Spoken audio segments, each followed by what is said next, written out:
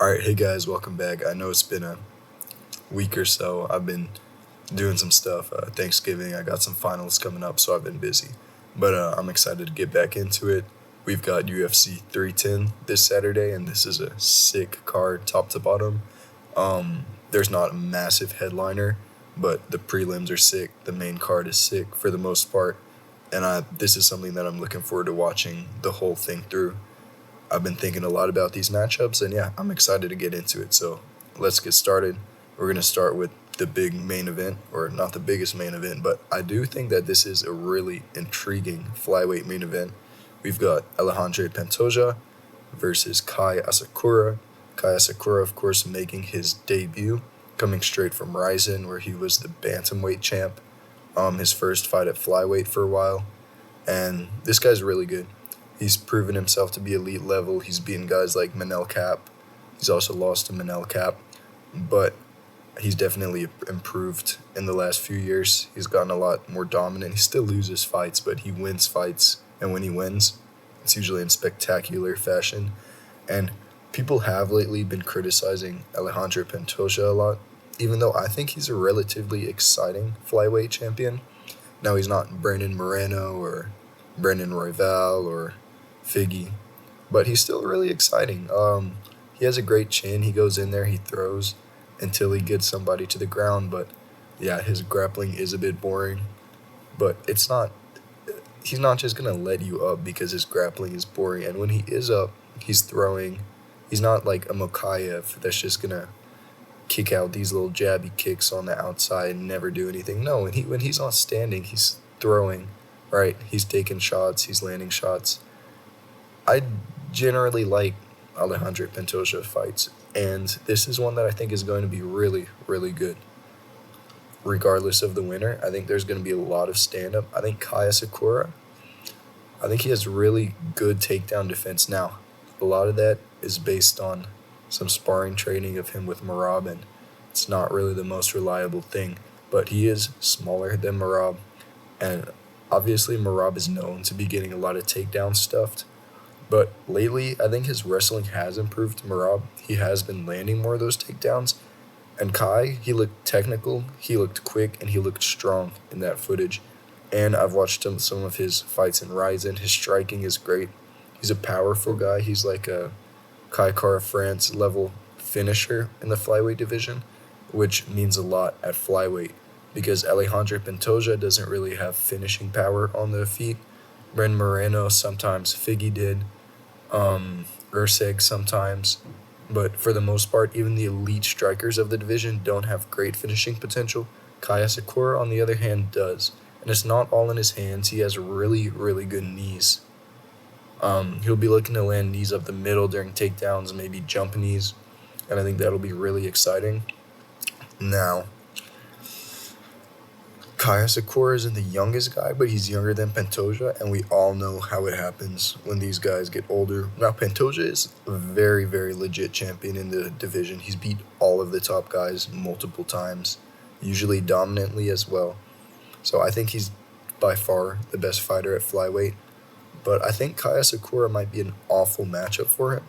I can see Kaya Sakura being a lot faster on the feet and being able to scramble out a takedown, stuff takedowns, just stay out of range of those takedowns. I can see this going out for Kaya Sakura, to be honest. I can see Kaya Sakura finishing Pantoja or just taking him to a pretty dominant decision in the striking with some bad moments in the grappling. So I'm going to go with Asakura on this one. I think that little bit of momentum, hype, excitement is really going to do a lot for Kaya Sakura. And I think he's going to be like I don't want to say miraculous type of thing, because Kaya Sakura, most people do give him a decent chance of winning. But I'm going to take Kaya Sakura by some sort of finish. I'm feeling a jump knee. All right.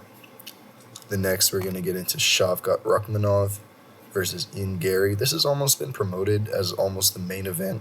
It's a 5-round co-main event. This very well could be for an interim title. It's not. But this is probably a better fight than Shavkat versus Bilal.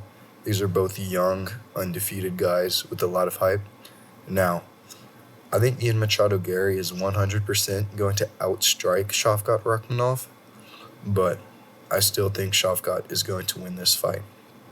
Now, Ian Gary, I believe, is the better striker in every way, except maybe for power. But even Shavkat doesn't have the most ridiculous power, but I still think he's got more than Ian Gary. Now, the problem is, when we talk about finishing potential, Shavkat is finishing potential.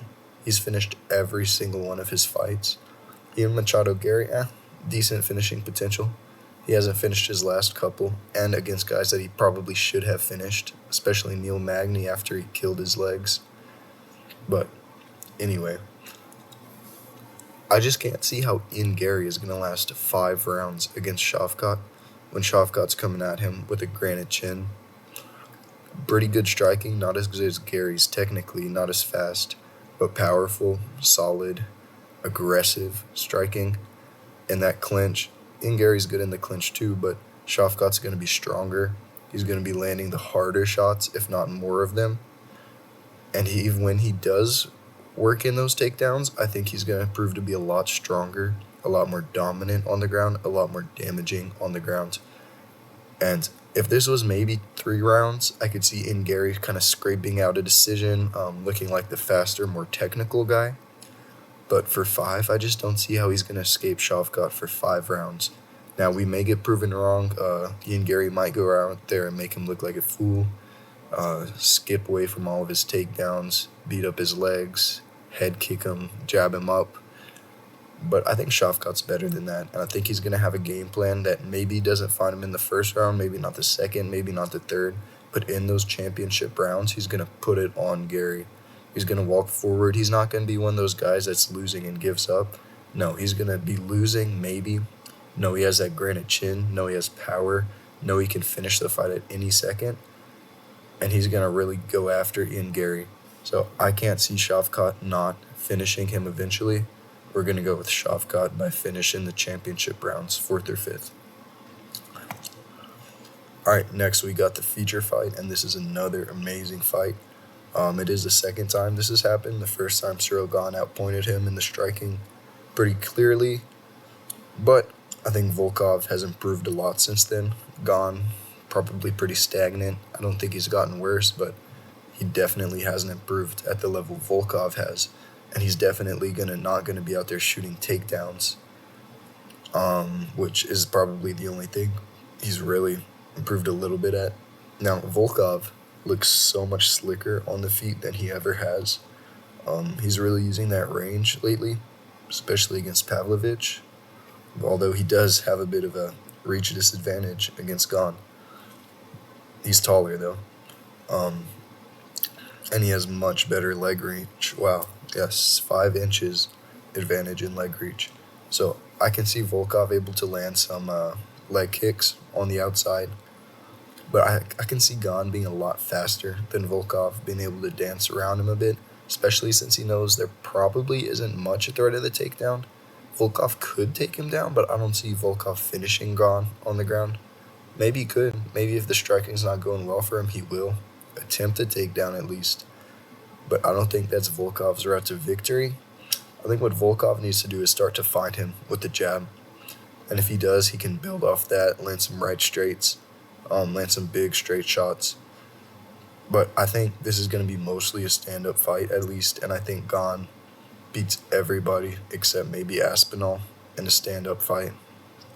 I'm going to go with Gane on this one. We've already seen how it played out. Volkov's probably better than he was back then.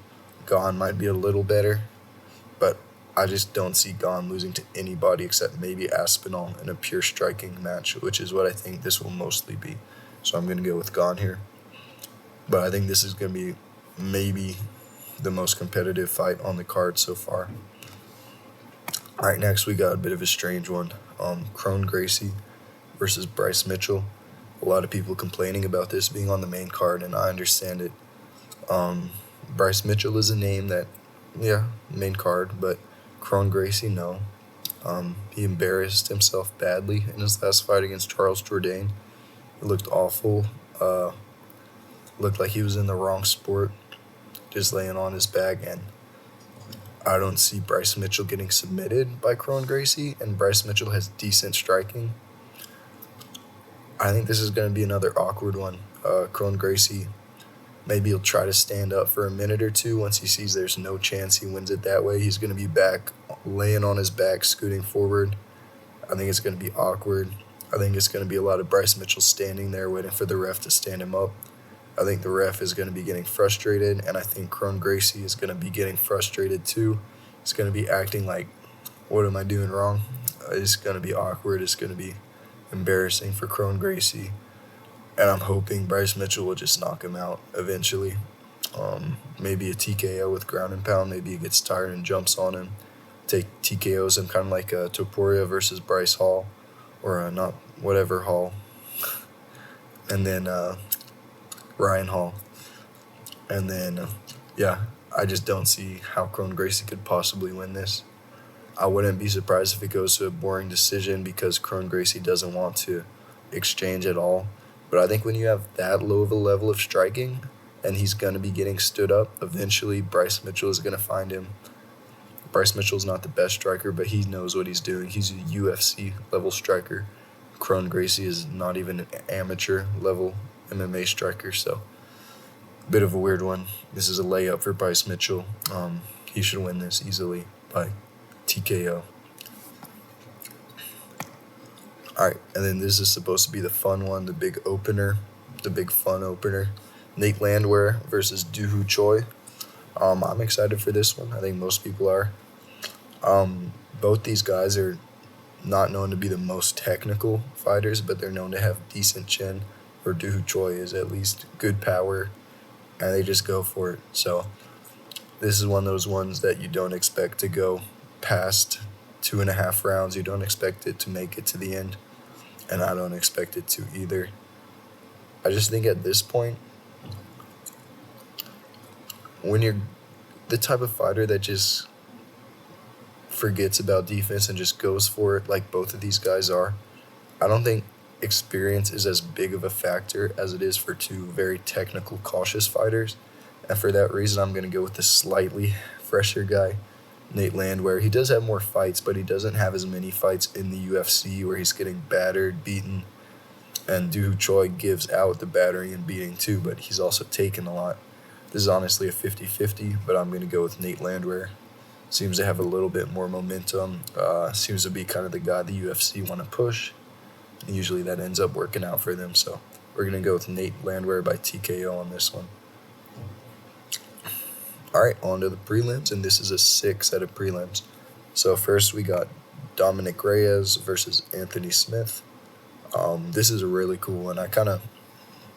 People complain about Movsar Evloev versus Aljamain Sterling not being on the main card. I'd rather see this on the main card. Now, Anthony Smith, he loses a lot, but he's a big name because I'm not sure why. He fights a lot. He's fought a lot of good fighters. He's had a lot of interesting fights. Not always entertaining, but always interesting. And then Dominic Reyes, obviously the man that beat John Jones. One of the men that beat John Jones, I should say. He's gotten chinned a few times badly, but he won his last fight and he won it well. He looked good, and I don't see Anthony Smith just chinning him, so I'm not sure how Anthony Smith is going to win this fight. Anthony Smith is older, slower, less powerful, equally bad chin, I would say, less technical. I think everything here favors Dominic Reyes. I think Dominic Reyes kind of has a bit of momentum trying to rebuild his career. A lot less pressure, too, since he did take those losses. On the other hand, Anthony Smith is kind of obviously at the tail end of his career. There's not much left for him to fight for. Even if he did win this, he'd have, 4 or 5 more fights before the belt.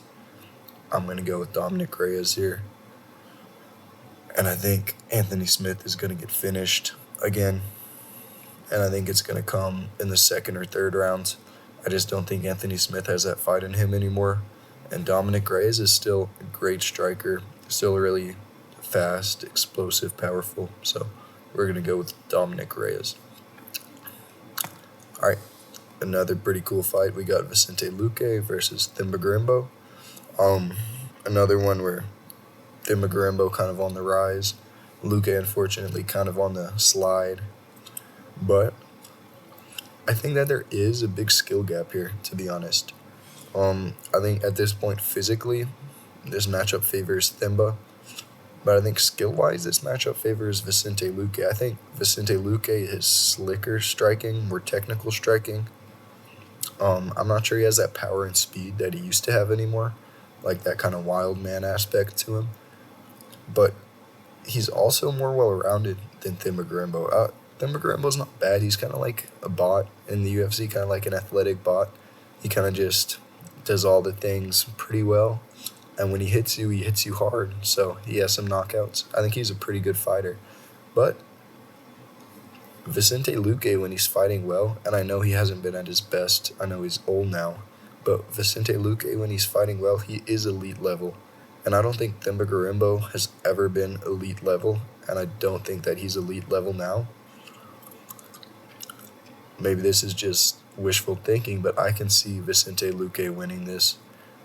I don't see a knockout happening in this fight or a submission. I'm going to go Vicente Luque by a pretty dominant, or no, let's go by a close decision. I think this is going to be a crafty vet performance, as Lucas Tracy would say.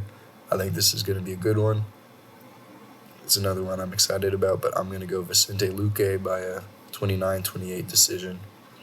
I think he's going to work in that wrestling. He's really going to make Themba Garimbo work for everything. So let's go with Luque here. All right, here we go. Another big one. Probably a number one contender fight. Hopefully not, but maybe. We've got Movsar Evloev versus Aljamain Sterling.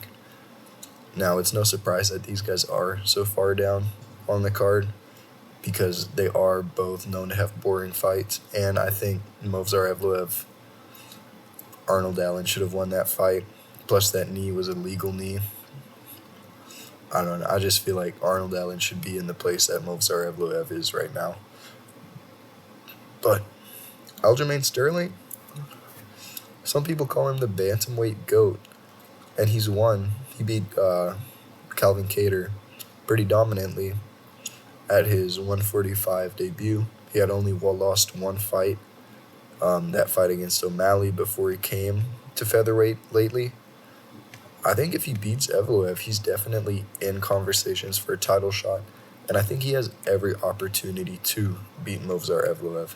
Now, he does have that lighter technique coming up from 135, and at 135, we can't forget that he was an incredibly elite grappler. Right, it takes an elite grappler to submit Petr Yan. It takes an elite fighter to beat Henry Cejudo. Everything about Aljamain Sterling is skillful, except maybe some of his striking. Movsar Evloev also a skillful guy, but I think he gets by a lot on his well-roundedness. He has pretty good striking. He has very good grappling for the division, but I think that very good grappling for the division isn't going to stand up to Aljamain Sterling's elite grappling at a lighter, more elite division. Now, I think Evloev will be more powerful, more effective on the feet, but I think this fight will end up on the ground for a lot of it, or at least like in a clinch, mid-takedown chain position. Or I think Aljamain Sterling is going to have all of the technical advantages, and I can see him doing well there and winning a pretty boring decision. So we're going to go with Aljamain Sterling by a grappling-heavy decision, probably another 29-28 close decision. All right, and then another sick fight to open up the prelims, the main prelims. We got Randy Brown versus Brian Battle. Brian Battle got a lot of hype right now after his performance in France. Randy Brown, also a really good striker. Lost to Jack Della Maddalena, but other than that, he's been pretty good. So I don't see any way that this fight ends up on the ground. Maybe for a second or two, but I don't think that's what either of these guys really want to happen. I think both of these guys think they can knock each other out. Both of these guys think that they can win a striking decision, and they're probably both right, but I think the guy with the better chance is going to be Brian Battle in this one. He has more momentum going into it, a bit more hype, seems a bit more confident, a bit more dangerous. So it's close. It could go either way, but I'm going to go with Brian Battle by I'm feeling decision for this one. Alright, and then on to the early prelims. And these are really, really good for early prelims, to be honest. We got former champion Chris Weidman versus Eric Anders. This was supposed to happen a couple weeks ago on the UFC China card, I believe. And just like I said then, I think Chris Weidman just has a big skill gap. Both these guys are old, so I think it's just going to come down to the skill. I don't think Eric Anders is going to be significantly outperforming him athletically, and I think that's what he would have to do to win this fight. So, same as last time, going with Chris Weidman on this one. This has potential to probably be one of the worst fights on the card. Low stakes, old guys, might be boring, but still Chris Weidman, still something worth watching. Alright, and then this is actually a sick fight. One of my favorite fighters here, Joshua Van, against another great fighter, Cody Durden. So I think Joshua Van's real weakness at flyweight is going to be big, much bigger than him. Strikers like Charles Johnson, like we saw, Edgar Chairez, even hurt him really bad. I don't think Cody Durden's going to hurt him. Cody Durden's going to look to grapple. He's a good grappler. But Joshua Van, people used to call him like Little Holloway. Great takedown defense. One of these little squat guys are so hard to take down, so hard to do anything with on the ground. So I'm going to go with Joshua Van here. I think the volume, the precision, the speed is going to be too much for Cody Durden in this one. And yeah, I think another win to get Joshua Van back on track after that knockout loss to Charles Johnson. Still really young, really, really skilled boxer. His problem is really just his size, but I think he could work past it. Alright, and then we got an old head matchup. We got Michael Chiesa versus Max Griffin, but still a pretty cool matchup. So Chiesa, definitely the more grappling guy, really good jiu-jitsu, pretty big at welterweight. Max Griffin, another old guy, really well-rounded.